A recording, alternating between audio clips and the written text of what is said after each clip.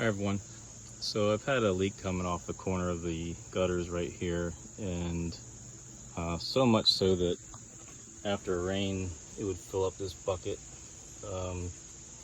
So I've done a couple coats of FlexSeal. I want to show you what it looks like up there, and I'm going to add another coat. So I wanted to add that the gutter company wanted to charge $800 to put new gutters up and repitch it and all that, but put 2 coats of FlexSeal on there. Gonna do one more, and then we'll check it after a rainstorm.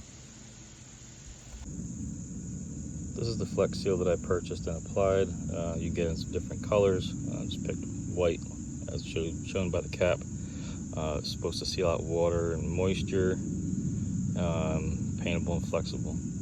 So I'm going to apply another coat here, and then after a good storm, we'll come back out and see if we got any drips.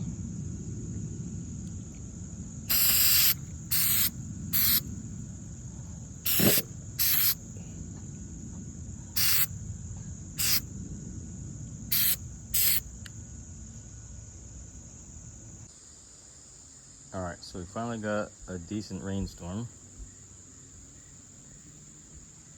Got a lot of water still on the back deck.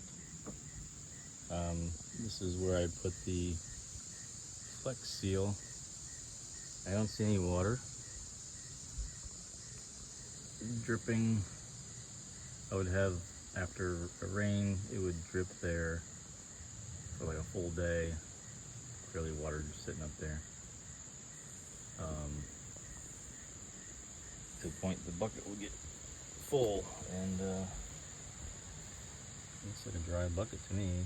And there's some there, but that could be from the rain itself, but clearly the bucket's not filling up anymore. I would hear it drip every 5 seconds,